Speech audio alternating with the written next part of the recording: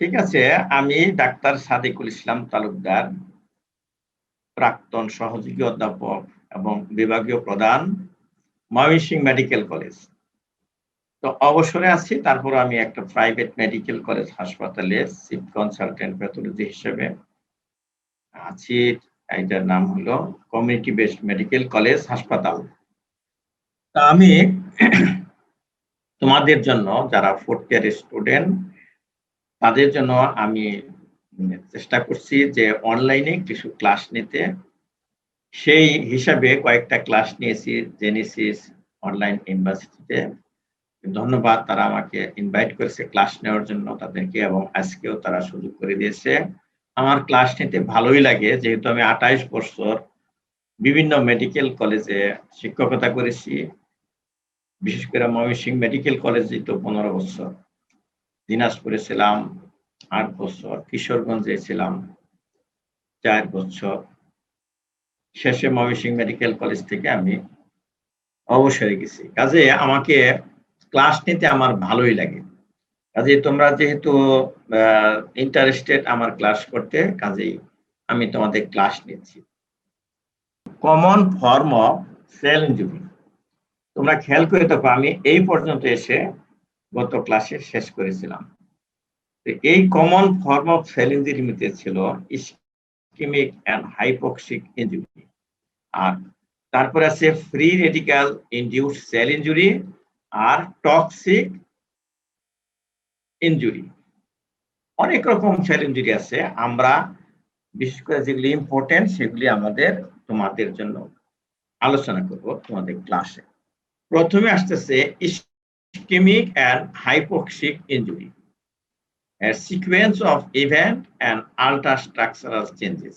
Ischemic এবং hypoxic cell ইনজুরিতে যে সিকোয়েন্সিয়াল ইভেন্টগুলো হয়, হাইপোক্সিয়া হইলে এই সেলের মধ্যে যে সিকোয়েন্সিয়ালি যে সমস্ত চেঞ্জ হয় এবং সে তার আল্ট্রা স্ট্রাকচার, যেগুলো আমরা খালি চোখে দেখি না, মাইক্রোস্কোপে দেখা যায় বা ইলেকট্রন মাইক্রোস্কোপে দেখা যায়, সেইগুলি নিয়ে এখন আলোচনা করব।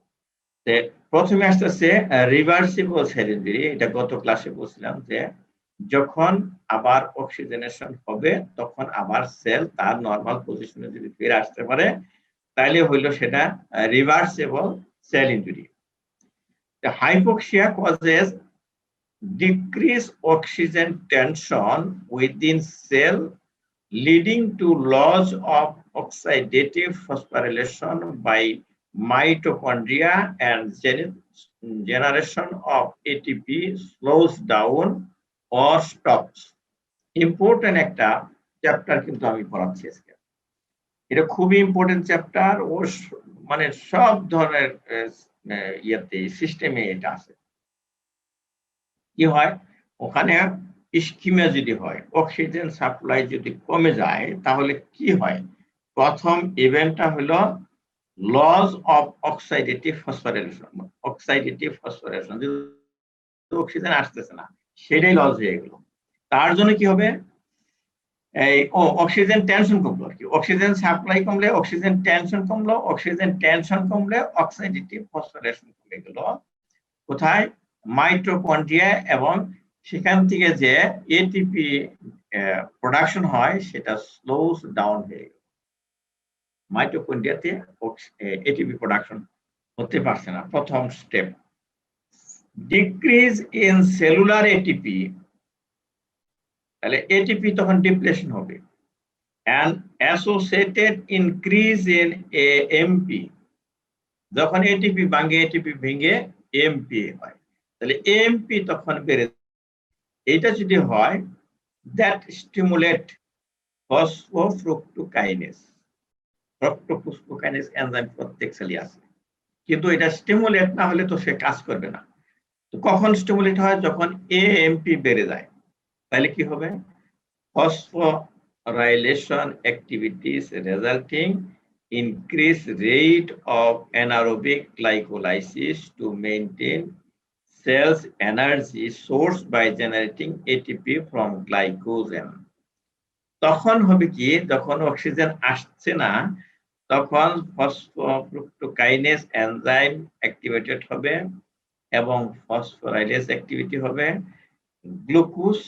গ্লাইকোজেন ব্রেকডাউন হয়ে তখন এটিপি জেনারেশন হবে। গ্লাইকোজেন তো স্টোর অবস্থায় থাকে, সেখান থেকে এটিপি আসতে হবে। আমাদের তো সেলের বাঁচতে হবে, এনার্জি পেতে হবে, অক্সিজেন আসতেছে না, কিন্তু তার মধ্যে যে গ্লাইকোজেন আছে সেই গ্লাইকোজেন স্টোর থেকে এই গ্লাইকোজেন ভেঙে ভেঙে এই এটিপি আসবে, এনার্জি আসবে কি। Glycogen is then rapidly depleted, তখন গ্লাইকোজেন ডিপ্লেটেড হবে। ATP is also generated anaerobically from creatine through action of creatine kinase. Creatine kinase of ওই তারা অ্যাক্টিভেটেড হবে, তখন ক্রিয়েটিন থেকে আবার এটিপি তৈরি হবে অ্যানারোবিক্যালি। তাহলে অক্সিজেন না আসলে কি হবে, আমাদের এটিপি যতক্ষণ পর্যন্ত স্টোরে আছে সেটা গ্লাইকোজেন এবং ক্রিয়েটিনের দিকে উৎপন্ন হবে, কিন্তু কমে যাবে গ্লাইকোজেন, ক্রিয়েটিন কমে যাবে। তাহলে কোনটা বেড়ে যাবে কোনটা কমে যাবে হিসাব করো। অক্সিজেন কমে গেল, ফসফোফ্রুক্টোকাইনেজ অ্যাক্টিভেটেড হলো, তার জন্য এটিপি কমে গেল, এএমপি বেড়ে গেল, তারপরে ওই গ্লাইকোজেন কমে গেল, ক্রিয়েটিন কমে গেল। এই ঘটনা হলো, বায়োকেমিক্যাল চেঞ্জ হলো। এটা ইভেন্টের সাথে বায়োকেমিক্যাল চেঞ্জের মিল খুঁজে বের করো, পরীক্ষায় আসে কোনটা বাড়ে কোনটা কমে, ট্রু ফলস এখান থেকে পাবে। Glycolysis result in accumulation of glycogen থেকে গ্লাইকোলাইসিস হয়ে তাহলে কি হলো, অ্যাকুমুলেশন অফ ল্যাকটিক অ্যাসিড। জানো তোমরা এটা ফিজিওলজিতে পড়ে আসছো, তখন এই গ্লাইকোজেনোলাইসিস যখন হয় তখন ল্যাকটিক অ্যাসিড তৈরি হয়। তাহলে নামেই কিন্তু এটা acid, lactic acid. And inorganic phosphate from hydrolysis of phosphate এস্টার্স।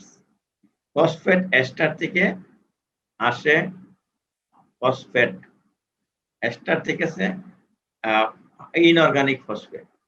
This reduces the intracellular pH. তাহলে এরকম যদি ল্যাকটিক অ্যাসিড থাকে কোন একটা মিডিয়াতে, যে কোনো অ্যাসিডই থাকে, তাহলে পিএইচ কমে যায় না, স্টোমাকে অ্যাসিড থাকে, পিএইচ কম থাকে। পিএইচ কম থাকে কখন, যখন অ্যাসিড বেড়ে যায়।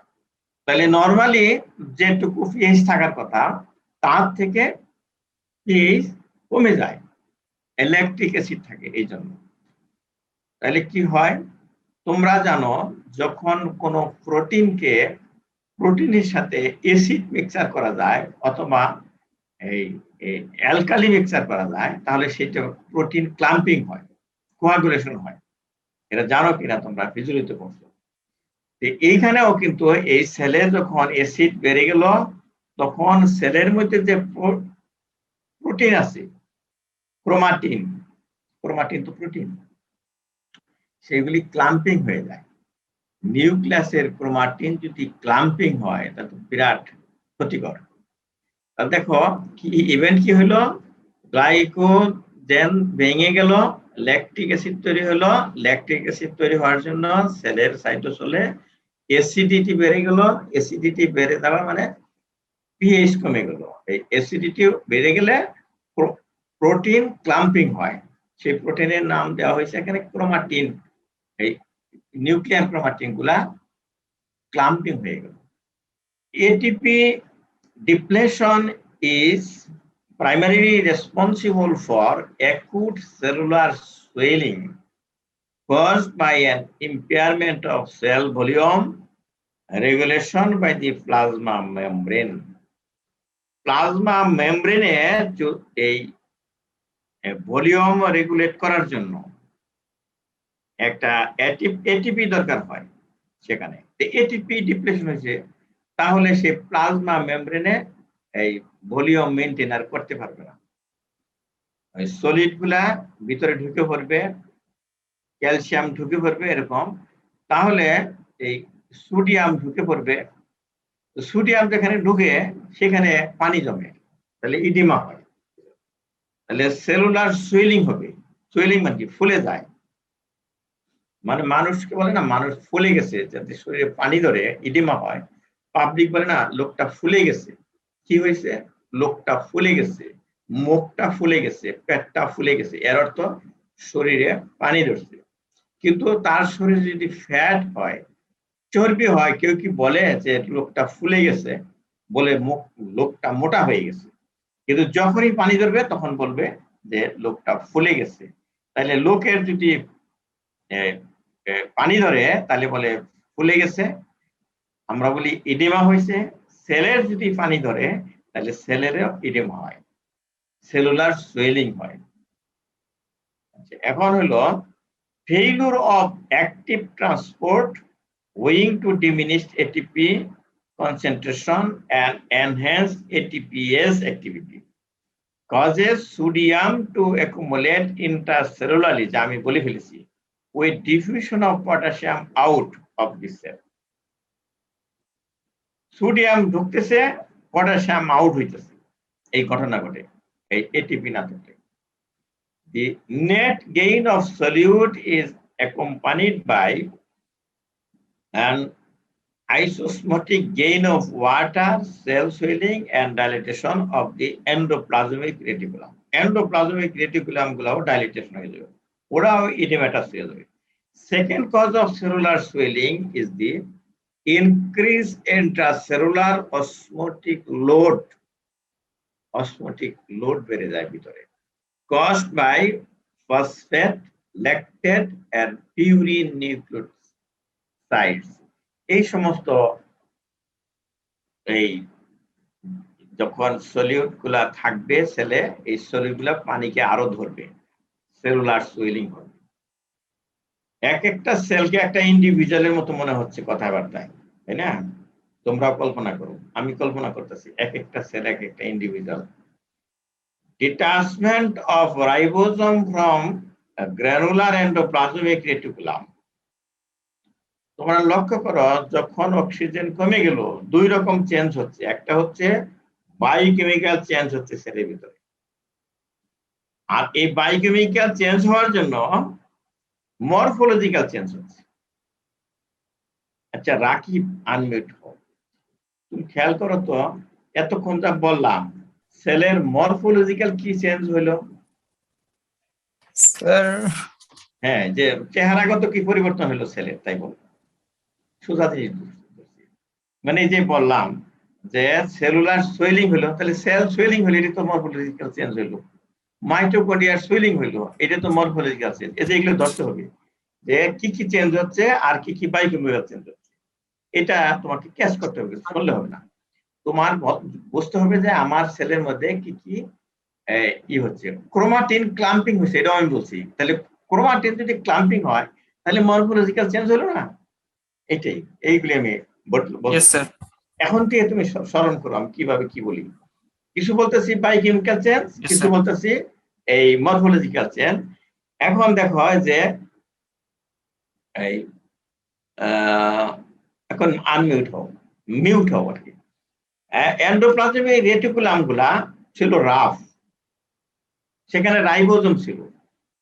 এই রাইবোজোমকে ধরে রাখার জন্য এটিপি লাগতো, কিন্তু এখন এটিপি নাই, সেগুলো পরে যাবে ঝরে যাবে, তখন স্মুথ এন্ডোপ্লাজমিক রেটিকুলাম। তাহলে এটা মরফোলজিক্যাল চেঞ্জ।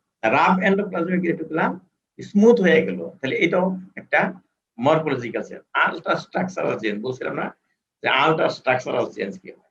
এখন ক্ষেত্রে তোমার সবাই মানে মানে মনোযোগ দিয়ে শোনো যে কি কি মরফোলজিক্যাল চেঞ্জ হয় আর কি কি হয় বায়োকেমিক্যাল চেঞ্জ হয়। আমি একসময় কিন্তু বায়োকেমিক্যাল চেঞ্জ ধরবো, ক্যালসিয়াম ঢুকতেছে, তাহলে ইনক্রিজ ক্যালসিয়াম হচ্ছে, ইনক্রিজ সোডিয়াম হচ্ছে, ডিক্রিজ পটাশিয়াম হচ্ছে, এইগুলি হলো বায়োকেমিক্যাল চেঞ্জ। এটিপি ডিপ্লেশন হয়েছে, এমপি বেড়ে গেছে, এগুলো বায়োকেমিক্যাল চেঞ্জ।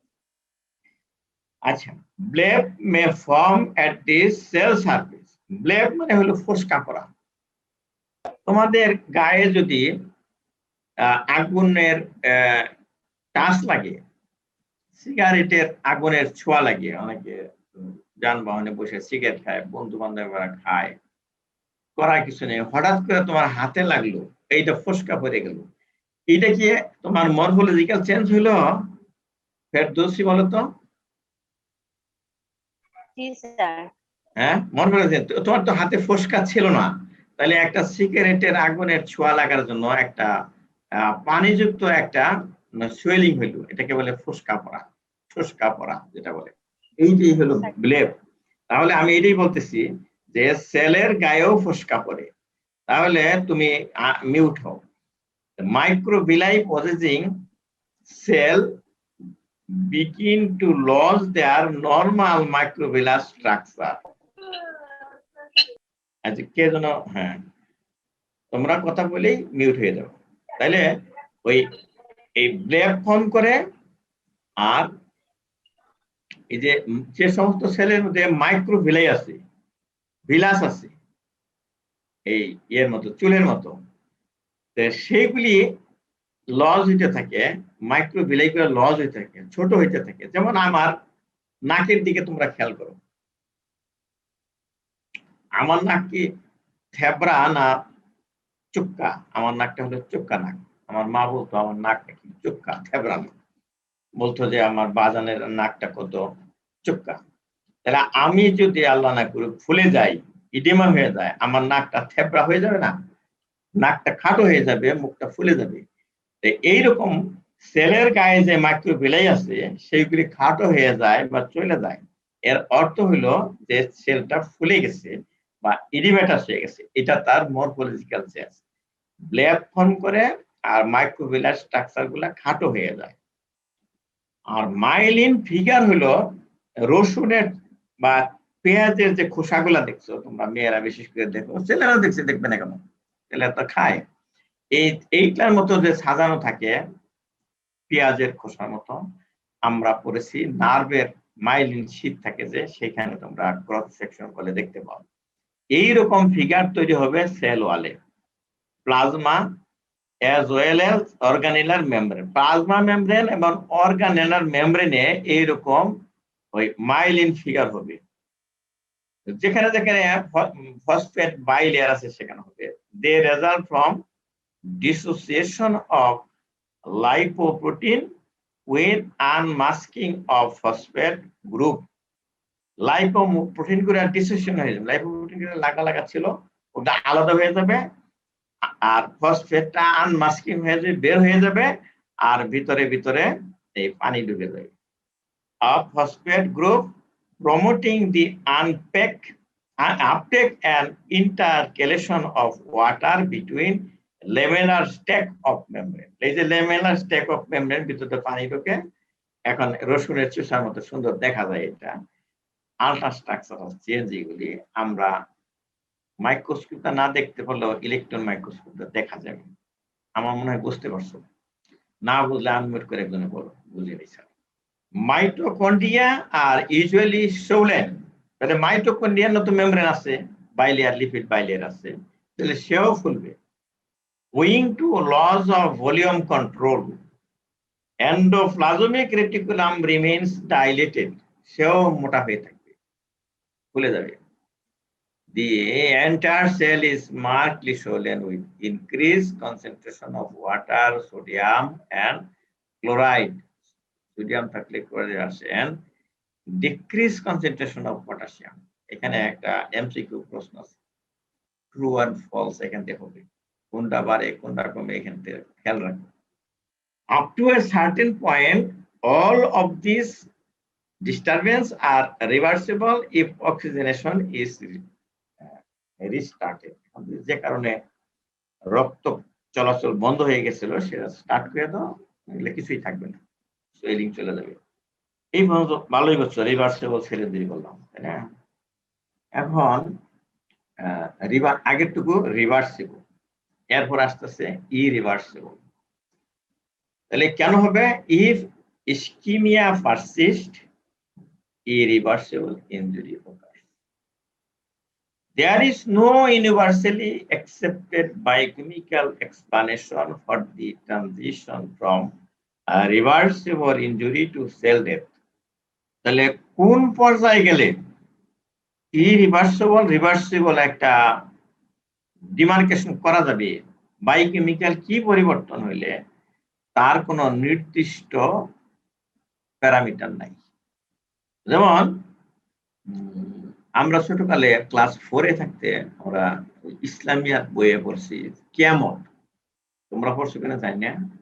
কিয়ামত কখন হবে তাহার আলামত বর্ণনা করো। এইরকম একটা প্রশ্ন আসতো। আমাদের এক সাধারণ ভাই তিনি উত্তর দিছিলেন, কিয়ামত কখন হইবে তাহা আমি তো জানিই না। আমার বাবাও জানে না, আমার দাদাও জানে না, আমার ১৪ গোষ্ঠীর কেউ জানে না। এটা আবার আমাদেরকে স্যার ঠাট্টা করে দেখাইছেন যে কি লিখছে গাধায়।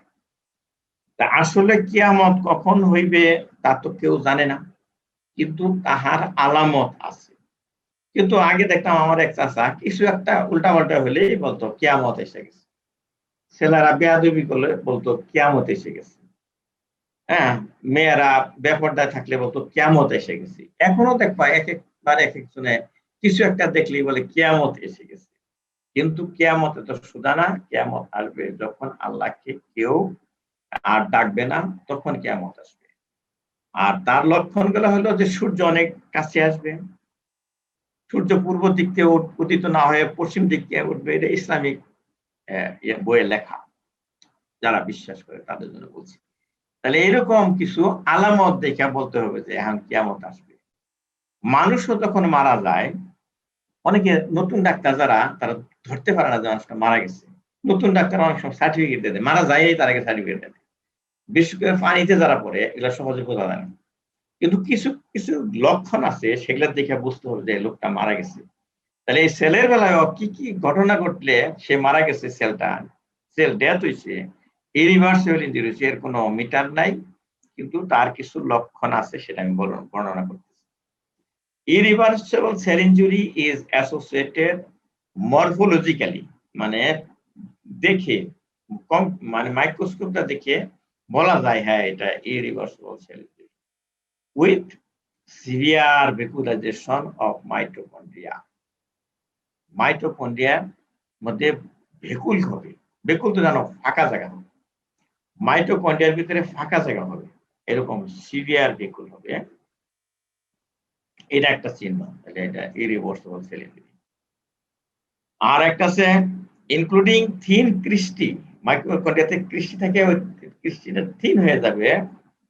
Extensive damage of plasma membrane and swelling of lysosome, এগুলো যদি হয় তাহলে ইরিভার্সিবল সেল ইনজুরি। লার্জ আরো আছে large flocculent amorphous densities develop in the mitochondrial matrix যদি হয়, তাহলেও এই সমস্ত চিহ্ন দেখে বলে না এই সেল এটা বাঁচবে না, ইরিভার্সিবল সেল এগুলো লক্ষণ। Massive influx of calcium into the cell occur if the ischemic zone is reperfused. There is continued loss of protein, enzyme, coenzyme, and RNA from এই জন্য মারা যায়। এগুলা এই ঘটনা হয়। Hyper impermeable membrane. The cell also leaks metabolites which are vital for reconstitution of ATP. ATP তৈরি করতে আবার লাগবে, সেগুলো লস হয়ে গেছে। ডাস যেমন মানুষের যদি লাংস যদি নষ্ট হয়ে যায়, যে কোভিড এ নষ্ট হয়ে যাচ্ছে, করোনা ভাইরাস সহজেই খুব তাজা তুজা মানুষ, বড় লোক মানুষ, টাকা পয়সা আছে খুবই, অক্সিজেন দেওয়া হলো বাঁচতেছে না, কারণ তার লাংসের সেল ডেথ হয়ে গেছে। অক্সিজেন ক্যারি করবে কিভাবে, সেরকম ঘটনা। এখন এটিপি আর হয় না, অক্সিজেন দিলেও হবে না, কারণ অক্সিজেন নিবে না তো সে। Thus further depression of and net intracellular high energy phosphate. Injury to the lysosomal enzyme membrane followed by leakage of their enzyme into the cytoplasm and activation of their acid hydrolase occurs. তারপরে activated lysosomal and RNase, ওই যে calcium বেড়ে গেলে lysosomal RNase, DNS, RNA কাজ হলো DNA RNA ভাঙে, DNA কাজ DNase ভাঙে, প্রোটিয়েজ প্রোটিন ভাঙে, phosphatase, glycosidase and cathepsin, leading to enzymatic digestion of cell components such as ribonucleic protein, ribonucleoprotein নিউক্লিয়াসে থাকে, ডিঅক্সিরাইবোনিউক্লিওপ্রোটিন এন্ড গ্লাইকোজেন সব ভেঙে যাচ্ছে, মূল্যবান জিনিসগুলি ভেঙে সেল কি বাঁচবে। Following sell death, cell components are progressively degraded. Sell death হইল, মানুষও তো ডেথ হয়। মানুষ মারা গেলে যদি ফেলে রাখা হয় একটা নদীর পাড়ের চড়ার মধ্যে, কেউ দেখলো না, পড়ে আছে, এর কি হবে? মানুষ কেন, পশু পাখি তো মারা যায়, সেটার কথাই চিন্তা করো। তার মধ্যেও আবার চেঞ্জ হয়, তাই না? এরকম সেল ডেথ হলেও আবার following sell death, cell components are progressively degraded. There is widespread leakage of cellular enzyme in the extracellular space. Sell death হলে সেলের যে কন্টেন্ট গুলো আছে, এনজাইম আছে, প্রোটিন আছে, এগুলা বের হয়ে যাবে। সেল থেকে বের হয়ে যায় এক্সট্রা সেলুলার স্পেসে থাকবে, একটা সেলুলার স্পেস থেকে যাবে ভেইনে, ভেইনে এটা নিয়ে সার্কুলেশন ছেড়ে যাবে। রক্ত পরীক্ষা করলে সেই রক্ত পরীক্ষায় ধরা পড়বে। এন্টিকিউবেটাল ভেন থেকে আমরা রক্ত পরীক্ষা করি না, এই বিভিন্ন রকম এনজাইম এবং প্রোটিন গুলা আমরা কোথাও যদি সেল ডেথ হয়, আমরা এর সাক্ষী হিসাবে সার্কুলেটিং ব্লাডে পাই। Leakage of cellular enzyme in the extracellular space and entry of extracellular macromolecules into the dying cell. বাইরে থেকে ম্যাক্রোমলিকুল যেগুলা ক্ষতিকর, সেগুলা সেলের ভিতর ঢুকে পড়ে। একটু দম নেই আর কি। তোমাদের আমি প্রথম ক্লাসে বলেছিলাম, তোমরা সেটা মনে রাখছো কিনা, যে এখন হচ্ছে ক্লাস, আমরা 1 ঘন্টা ক্লাস নিব, আমি বলবো তোমরা শুনবে, আমি বলে বলে তোমাদেরকে বোঝাবো, তোমরা বুঝবে। তোমরা আগে যে নলেজ নিয়ে আসছিলে, সেই নলেজ যদি 1 ঘন্টা পরে থাকে, তাহলে এই ক্লাসের কোনো মূল্য নাই, এই ক্লাসটা তোমরা করবে না। যদি তোমাদের নলেজ বাড়ে আমার ক্লাসের পরে এই 1 ঘন্টায়, তাহলে সাকসেসফুল ক্লাস হবে এবং তুমি শিখবে, এটাকে বলে লার্নিং। তোমার যদি লার্নিং না হয়, তাহলে ক্লাসটা করবে না। আমার ধারণা তোমাদের লার্নিং হচ্ছে এই কারণে যে তোমাদের এত কিছু জানা ছিল না, বই তোমার হাতেই ছিল, নোট বই তোমার হাতেই ছিল, তুমি একা একা পড়েছো, কিন্তু তারপরে আমি বলার পরে আমার ধারণা তুমি আরো শিখলে, আরো ধরতে পারলে জিনিসটা। এবং আমি তোমাদেরকে, তোমরা যেহেতু বাংলাদেশের স্টুডেন্ট, আমাদেরই বেটা ভাতিজা, আমি জানি তোমরা এইদেরকে ক্লাসে ধীরে ধীরে ধীরে ধীরে বলতে হবে, না হলে তুমি বুঝতে পারবে না। এবং বুঝিয়ে বুঝিয়ে বলতে হবে, বাংলা ইংলিশ মিক্সচার করে, এটা আমি বুঝি, এই কারণে আমি এইভাবে বলছি। তোমরা বলতে পারো যে স্যার কেমন ভাবে পড়াইছি, এটাই আমি লক্ষ্য করবে যে এইভাবে পড়ালে তুমি ধরতে পারবে।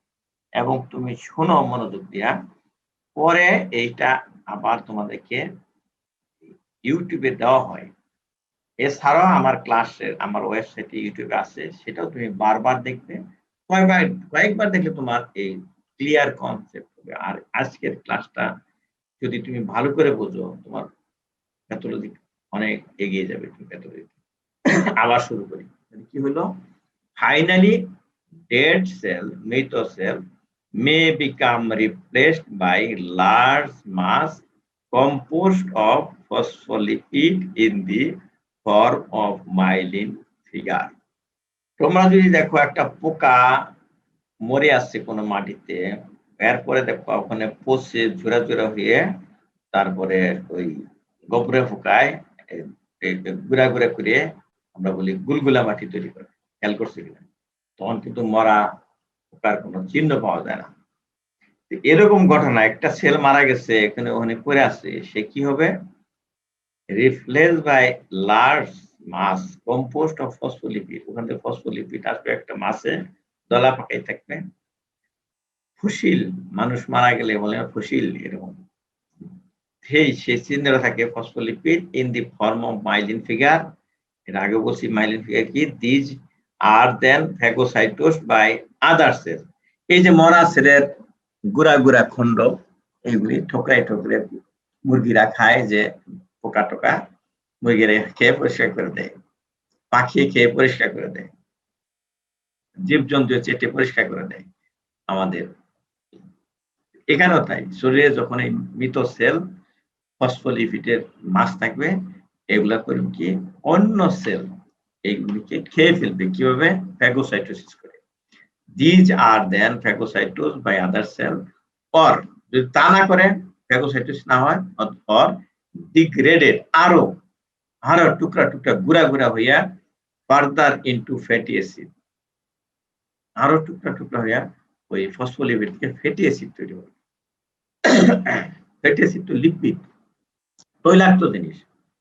তোমরা জানো কিন্তু তৈলাক্ত জিনিস থেকে সাবান তৈরি হয়, এটা জানো কিনা? তোমরা যে কেয়ার সাবান, লাক্স সাবান এই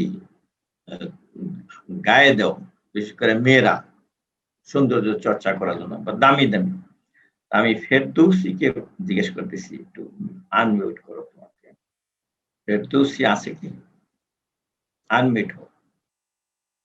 হ্যালো ফেরদৌসি, ফেরদৌসি নাই নাকি? আচ্ছা, রাকিব আছো? হ্যাঁ, ফেরদৌসি আসছে। আচ্ছা ফেরদৌসি, হ্যাঁ ফেরদৌসি আসছে। ফেরদৌসি তুমি বলো, তুমি ইত্যাদি প্রোগ্রামটা মনে হয় দেখো টিভিতে, নাকি দেখো না? ইত্যাদি নামে একটা প্রোগ্রাম দেখছো, একবার দেখছো? তো ওখানে কেয়া কসমেটিক্স এর কেয়া সাবান তৈরি হয় কোথা থেকে? ওরা বলে এইভাবে, যে মালয়েশিয়ায় বিস্তীর্ণ এলাকায় চাষ হয় পাম ট্রি, সেই পাম ট্রি থেকে বাছাই করা পাম নিয়ে তৈরি যে হয়, তৈল হয়, সেই তেল দিয়ে তৈরি করা হয় এই কেয়া কসমেটিক্স এর কেয়া সাবান। এইটা শরীরে দিলে এই হয়, সেই এরকম বলে। তাহলে এখন বুঝতে পারছো যে তেল থেকে হয় কিন্তু সাবান। তাহলে আমাদের এখানে এখন মিউট করো, এখানে দেখো এই যে ফ্যাটি অ্যাসিড তৈরি হয়েছে, এই ফ্যাটি অ্যাসিড থেকে এই calcification of such fatty acid residue may occur with the formation of calcium soap, সাবান তৈরি হয় না ওখানে। ওইখান থেকে দেখো শরীরের ভিতরে সাবান তৈরি হয়। এই এটা হলো ওই ফ্যাটি অ্যাসিডের পরিণতি। Leakage of intercellular enzyme provides important clinical parameter of sell death. কোথাও যদি আগুন লাগে, আগুনটা দেখা যাচ্ছে না, আকাশে দেখা যায় কালো কালো ধূম্রকুণ্ডলী, আমরা অ্যালার্ট হই, ওই দিকে হয়তো আগুন লেগেছে। তাহলে এই যে আগুন লাগলো, ধোঁয়া না হইলে বা আলোকিত না হইলে কিন্তু দেখা যাচ্ছে না। তাহলে এই আলোকিত হওয়া, ধোঁয়া থাকা, এটা কিন্তু ভালো সাইন আগুন লাগা। আগুন লাগলো, আল্লাহ দিল আগুন, কিন্তু ধোঁয়া হইলো না, আলো হইলো না, তাহলে অনেক কিছু করে যেত। এই ধোঁয়া দেখে সবাই দৌড়ে যায় ওখানে আগুন নেভাতে। এরকম যদি ব্লাডে এসজিওটি, এলডিএইচ, সিকেএমবি এই সমস্ত এনজাইম যদি বেশি হয়ে যায়, ধরতে হবে কোথাও না কোথাও তার সেল ইনজুরি হইতেছে, বিশেষ করে হার্টে, তাই না? হার্টে বিশেষ করে যখন হয়, অ্যাটাক হয়, তখন আমরা এই সমস্ত এনজাইম করি। এনজাইম যদি বেড়ে যায়, মনে করবে হওয়ার সত্য কথাই তার হার্ট অ্যাটাক হয়েছে।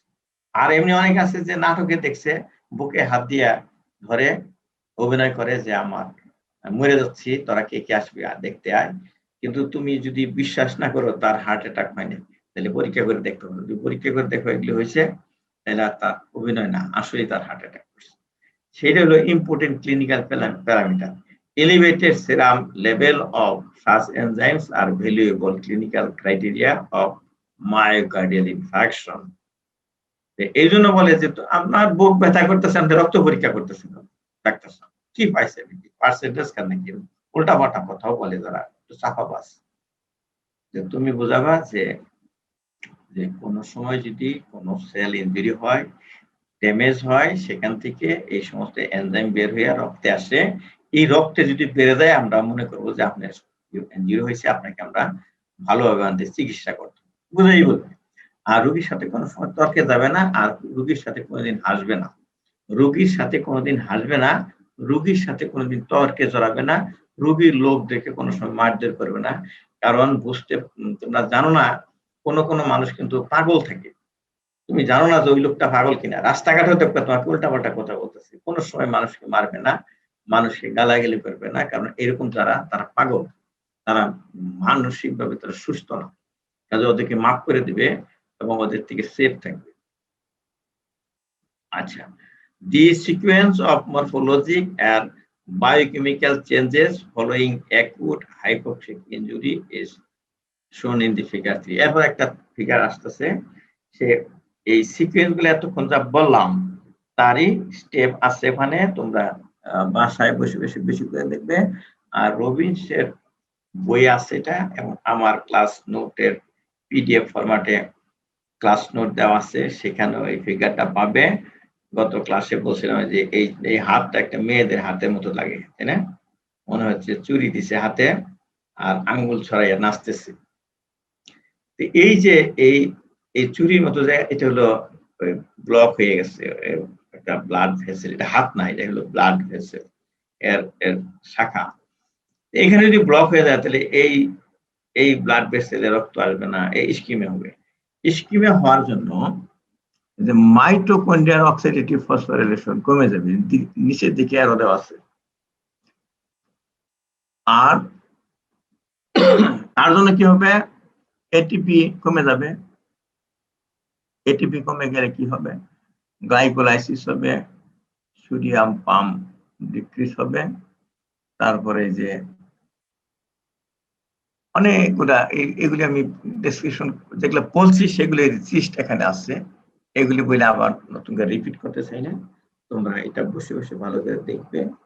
সুন্দর করে দেখা আছে কোনটা কমবে কোনটা বাড়বে। এটা ওই যে রিভার্সিবল সেল ইনজুরি স্টেপ এই পর্যন্ত, রিভার্সিবল সেল স্টেপ এই পর্যন্ত। যা যা বলছি সব এখানে এক পাতার মধ্যে একটা ফিগারের মধ্যে সুন্দর করে সাজানো আছে। রবিনসের বই আছে, সেটা ফটোকপি করছিলাম। এখন এই যে ইরিভার্সিবল সেল ইনজুরি বললাম, এটা মেকানিজমটা কি? Two phenomena consistently characterizes irreversibility. দুইটা ফেনোমেনা আছে।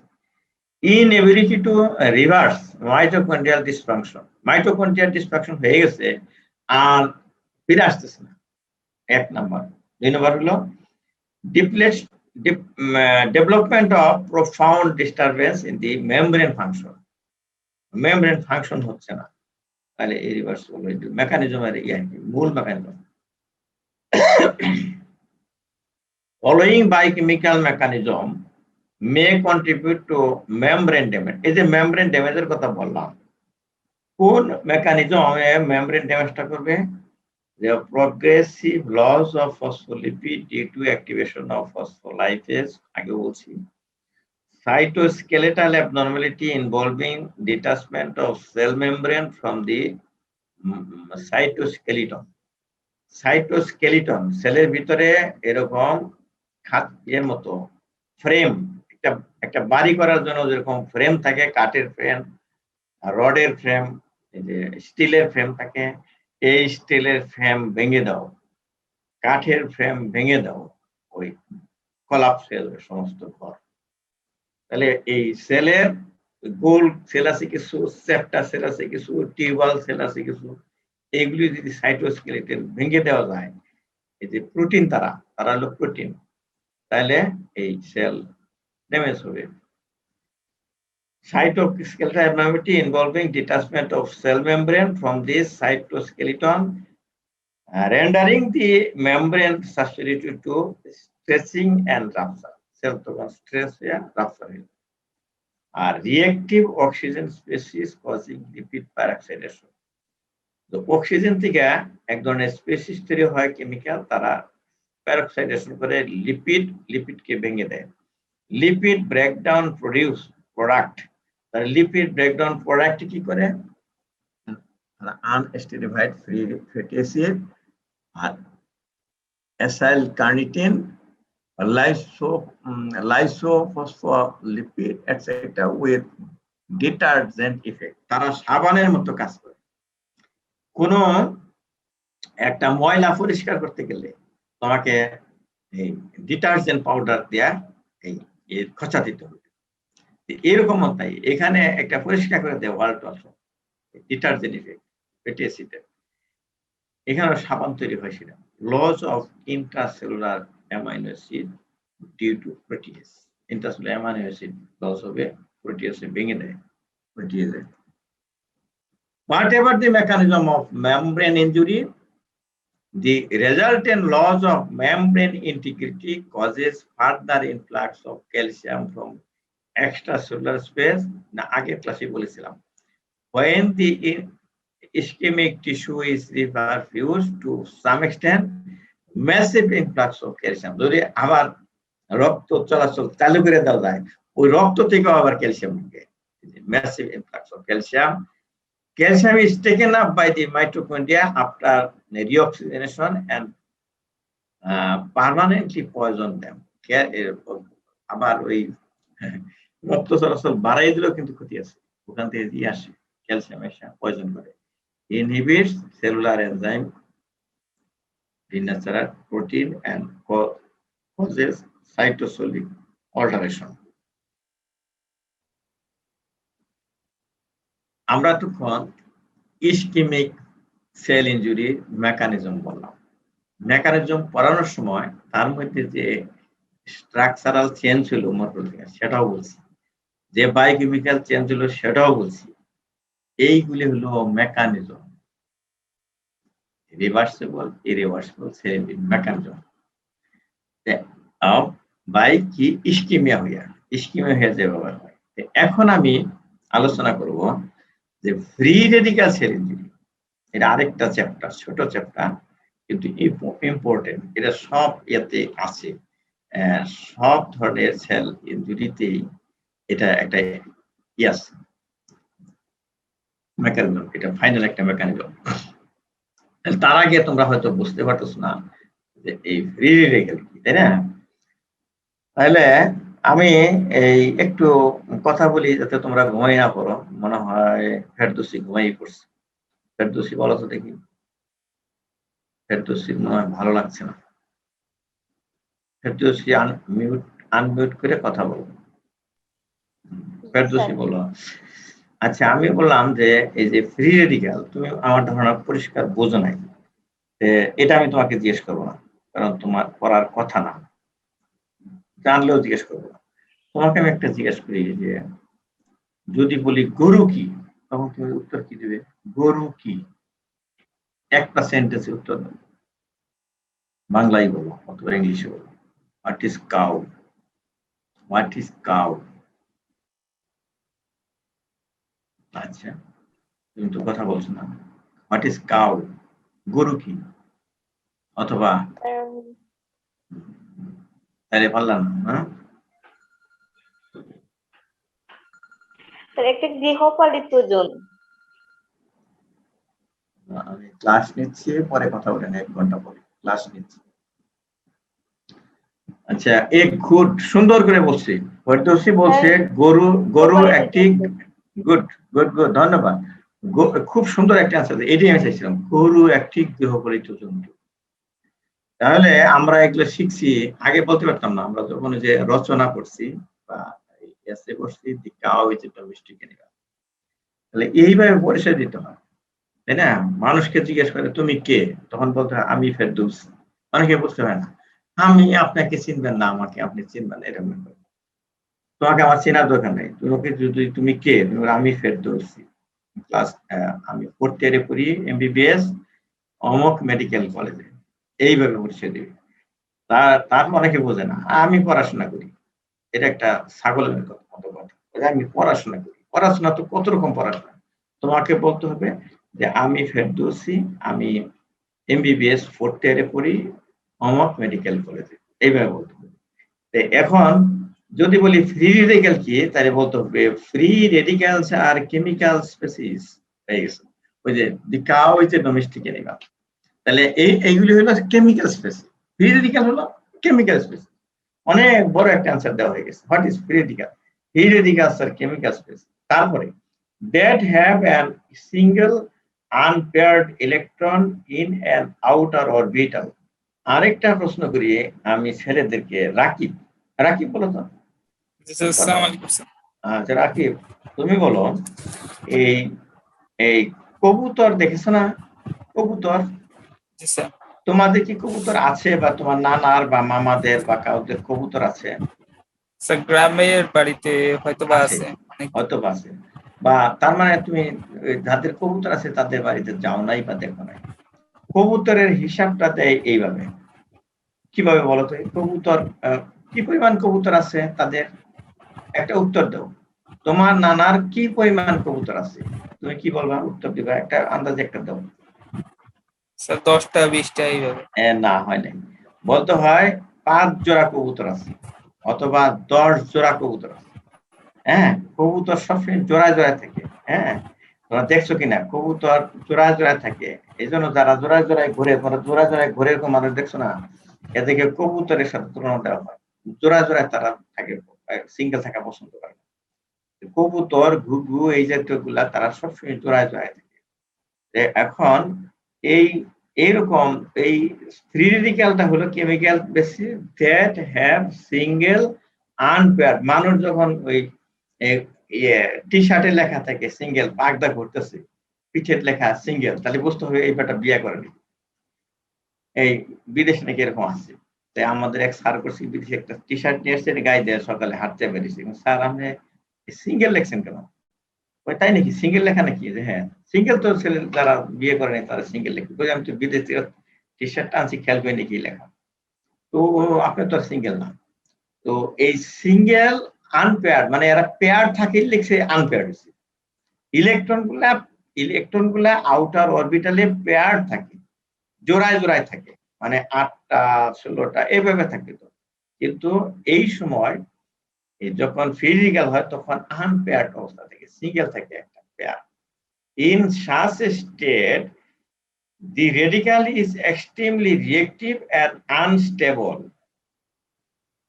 কবুতর থাকে জোড়ায় জোড়ায়, 10 জোড়া কবুতর টিনের চালে বসলো, একটা কবুতর গুলতিটা মেরে ফেলা হলো, সব কবুতর উড়ে গেল।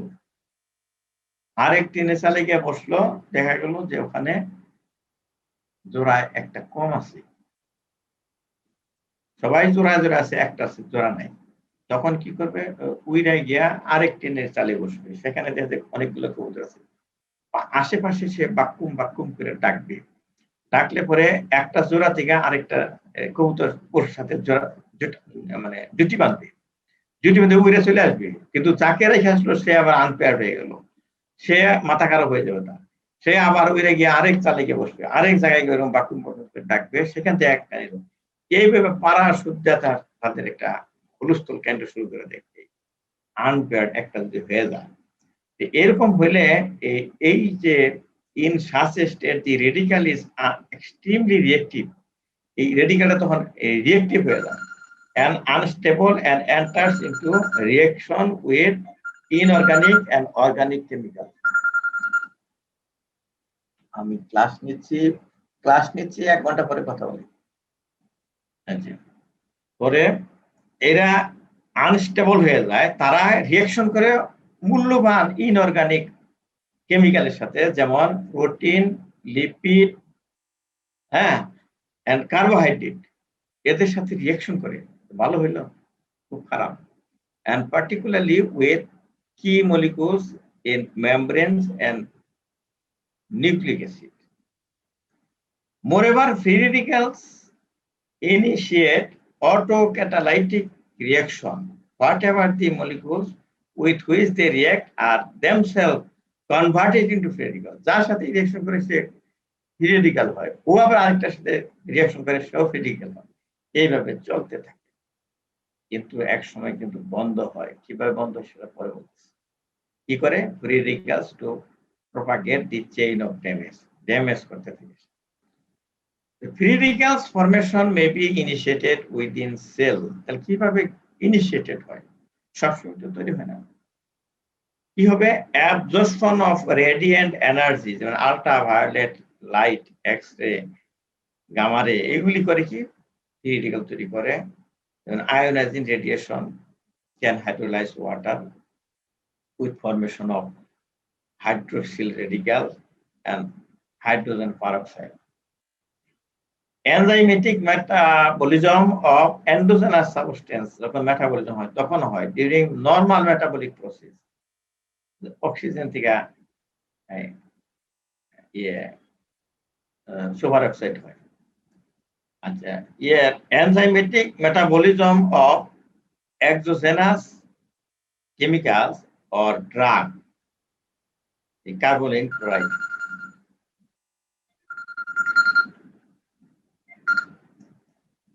আমি ক্লাস নিচ্ছি, তো আমি 1 ঘন্টা পরে কথা বলি, ক্লাস নিচ্ছি অনলাইনে।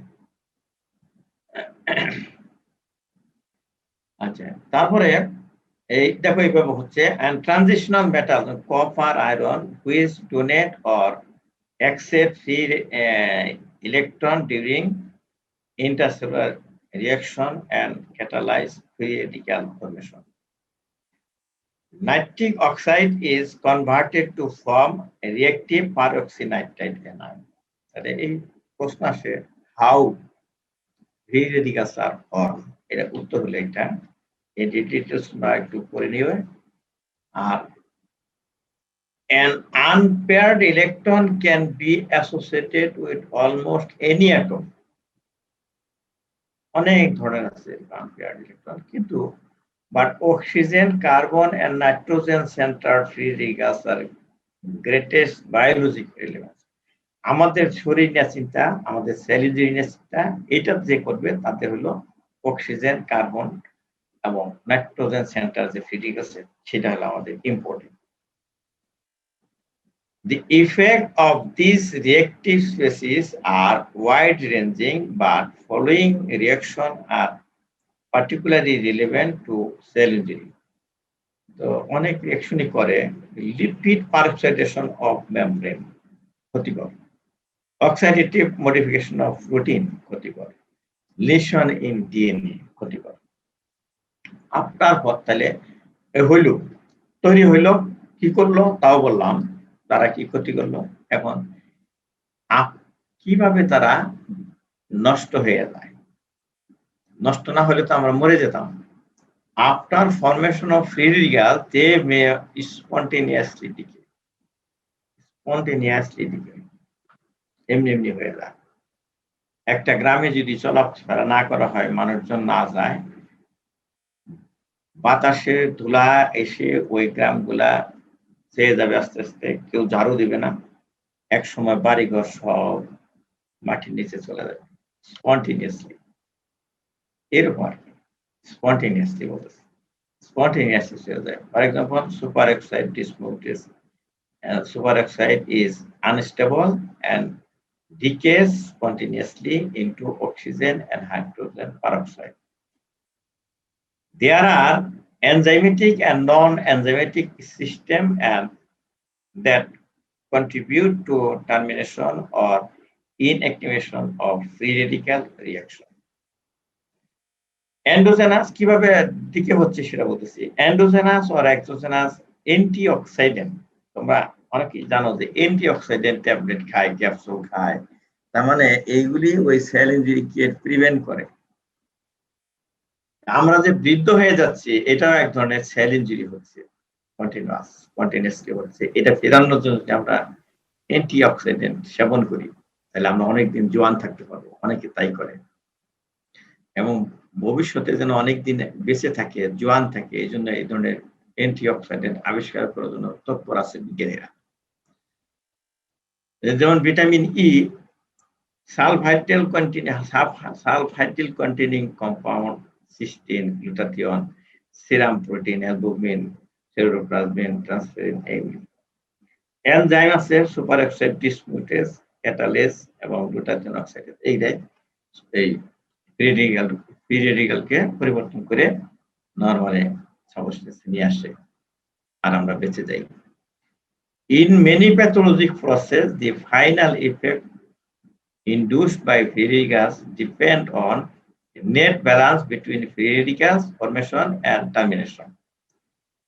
আমাদের নেট ইফেক্টিভ এটা প্রোডাকশন হবে এবং টার্মিনেশন হবে। এটা যদি ব্যালেন্স না থাকে তাহলে সেল ইনজুরি হবে, ক্ষতিগ্রস্ত হবে। এটা ওই স্কেমেটিক প্রেজেন্টেশন করা হয়েছে।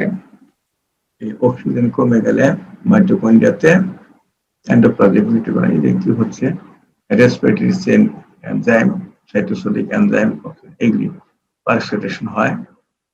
তারপর অক্সিজেন কমে, অক্সিজেন থেকে সুপার অক্সাইড হয়, ডিসমিউটিল দিয়ে হাইড্রোজেন পারঅক্সাইড হয়, ক্যাটালিস দিয়ে সেটা ওয়াটার হয় এবং ওয়াটার হয়, নষ্ট হয়ে গেল। এটা সুপার অক্সাইড ডিসমিউটিল থেকে হাইড্রোজেন পারঅক্সাইড, ক্যাটালিস দিয়ে এটা এই হাইড্রোজেন পারঅক্সাইড। হাইড্রোজেন পারঅক্সাইড আমরা কিন্তু পোকামাকড় মারতেও ব্যবহার করি, এটা শরীরেও হয়। আর এদিকে এই সুপার অক্সাইড আর পরিবর্তন হচ্ছে কিভাবে একটা পরিণাম। কেমিক্যাল ইনজুরি, এক সামান্য কিছু বাকি আছে, শেষ করতেছি। কেমিক্যাল ইনজুরি দেয়া এতক্ষণ বললাম, এর আগে বলছি ওই হাইপোক্সিক ইনজুরি, তারপরে বললাম ফ্রি রেডিক্যাল ইনজুরি, এখন বলতেছি কেমিক্যাল ইনজুরি। এটা অল্প। There are two mechanism in chemical induced cell injury. একটা হলো some chemical mostly water soluble. Chemical গুলো আমরা দুই ভাগে ভাগ করতে পারি, ওয়াটার সলুবল আর একটা হলো ফ্যাট সলুবল। ওয়াটার soluble যেগুলা can act directly by combining with some critical molecular component or cellular organelles. Direct তারা কাজ করে, তারা হলো water soluble. In mercury chloride poisoning, mercury পারদ বলে বাংলাতে, কবিরাজরা পারদ ক্ষয়ে চিকিৎসা করে, কিডনির চিকিৎসা করে, সেক্সের চিকিৎসা করে। তারা মূলত এই মার্কিউরি ক্লোরাইড, মার্কিউরি অক্সাইড এগুলি খাওয়ায়, ট্যাবলেটগুলা গাছান্তর ওষুধের সাথে আমার অভিজ্ঞতায় দেখেছি। সেগুলি কিডনির টিউবুলের সেল নষ্ট করে দেয় এবং সেগুলি ঝরে ঝরে পড়ে যায় প্রস্রাবের সাথে। ওরা বলে যে পাথর কেটে কেটে পড়ছে, আমি দেখেছি। যাই হোক, এইভাবে ভুল করে যারা মার্কিউরি ক্লোরাইড খায়, পয়জনিং হয়। Mercury bind to the sulfatic group of the cell membrane and other protein, causing increased membrane permeability and inhibition of ATPase-dependent transport. তারপর আছে সায়ানাইড। সায়ানাইড খুব বিষাক্ত জিনিস, সাপের সেলাইভায় থাকে। এই cyanide directly poison mitochondrial enzyme, direct, কোনো মিডিয়া লাগে না। Most other chemical, particularly lipid soluble substance toxins, bish, are biologically active but must be converted to reactive toxic metabolites which then act on targets.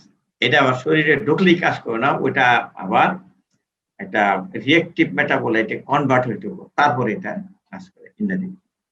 Carbon tetrachloride poisoning, যেহেতু chemical বলতেছি, এটা একটা important note আসে ওই short note. Tetrachloride, carbon tetrachloride induced cell injury. Carbon tetrachloride is used widely in dry cleaning industry. যেখানে dry cleaner আছে সেখানে তারা পানি দিয়ে ওয়াশ করে না, কেমিক্যাল দিয়ে ওয়াশ করে, স্টিম দিয়ে ওয়াশ, মানে পানি দিয়ে না করে। তাহলে এখানে কার্বন টেট্রাক্লোরাইড ব্যবহার করে এরা। The toxic effect of carbon tetrachloride are due to its conversion by P450 enzyme to the highly reactive toxic free radicals. P450 একটা এনজাইমের নাম। এটাই কি করে, এই কার্বন টেট্রাক্লোরাইডকে কনভার্ট করে হাইলি রিঅ্যাক্টিভ একটা রেডিক্যাল তৈরি করে। তার নাম হলো কার্বনিল ক্লোরাইড। কার্বনিল ক্লোরাইড, একটা পটাশিয়াম। দি কার্বনিল ক্লোরাইড ইনিশিয়েট লিপিড পারঅক্সাইডেশন। যেখানে যেখানে লিপিড আছে জানো, the locally produced free radicals causes auto oxidation of polyanionic fatty acid present within the membrane phospholipid. মেমব্রেনের ফসফোলিপিডকে অটো অক্সিডেশন করে। এইভাবে কার্বন টেট্রাক্লোরাইড পয়জনিং হয়। Short note আসে, আর আগামী ক্লাসে যেটা হবে সেটাও ইম্পর্টেন্ট, তোমরা সবাই ক্লাস করবে, সেটা হবে morphological types of cell injury. আগামী ক্লাসে এখান থেকে শুরু করব। স্লাইড নাম্বার 44 মনে রাখবে, আগামী ক্লাসে খুব একটা ইম্পর্টেন্ট এবং পরীক্ষায় আসে, ভাইভাও আসে, রিটেনে আসে এবং ইন্টারেস্টিং একটা অংশ sell injury, morphological types of cell injury আগামী ক্লাসে ইনশাআল্লাহ আলোচনা করব। এখন আমরা আমাদের যেটুকু টার্গেট ছিল 1 ঘন্টায় সেটুকু হয়ে গেছে। 1 ঘন্টা এই যেটুকু আলোচনা করলাম ঠিক 1 ঘন্টা, এর বেশিক্ষণ আলোচনা করা ঠিক হবে না, কারণ 45 মিনিট পরে ব্রেনে ক্যাচ করতে চায় না। আর আমি এখন কি তোমাদের সাথে কথা বলবো কারোর সাথে যে কিছু বলতে চাও এরকম? রাকিব বলো তো দেখি কিভাবে শেষ করা যায় আজকে, কেউ কিছু বলতে চায় কিনা?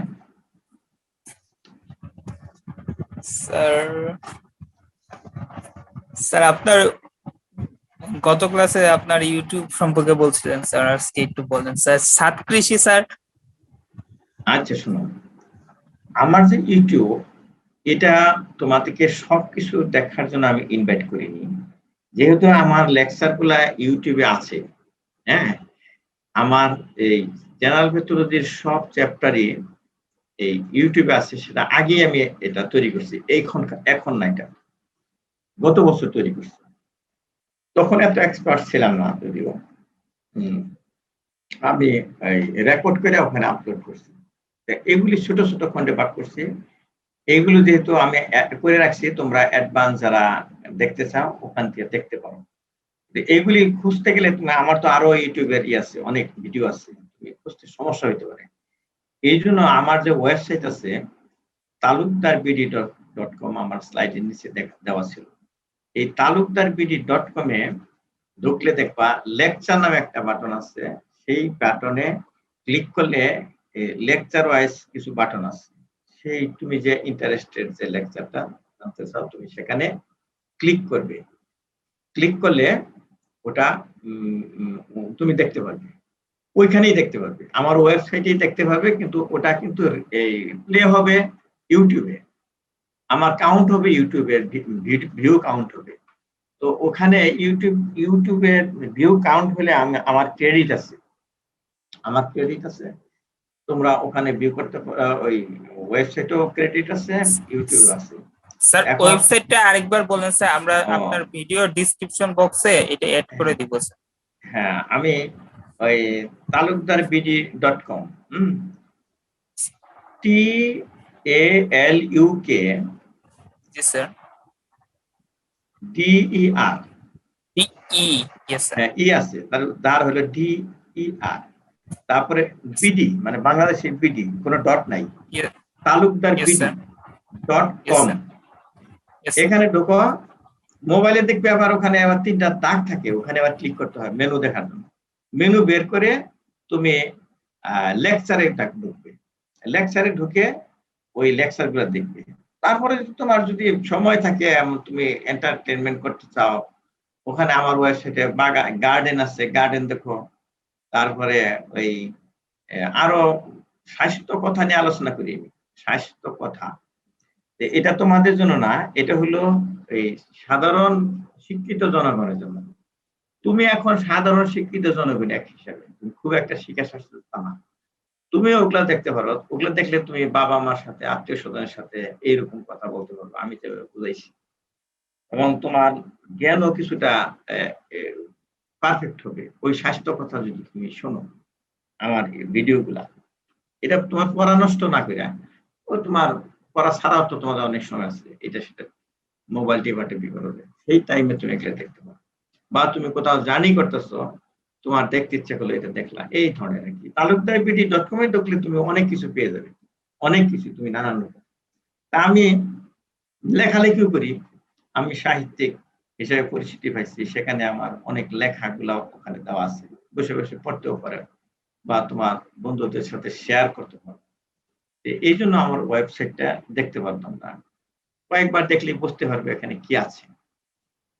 আর এই আজকের ক্লাস নিয়ে কোনো কথা আছে? বা আমার কোনো ক্লাসে যদি কোনো কিছু কমেন্ট থাকে যে এটা এরকম হওয়া উচিত ছিল, ওইরকম করলে ভালো হইতো, তোমরা বলতে পারো নির্দ্বিধায়।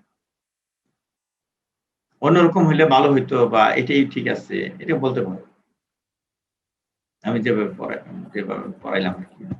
আর সেটার মতো তো হবে না আমি ৫০ জন ছাত্র বা ১০০ ছাত্র ক্লাসের সামনে নিয়ে পড়াইলাম লাইভলি, সেটা এখানে সম্ভব না। মানে যে ইকো হয়, শব্দ হয়, তখন ভালো শোনা যায় না।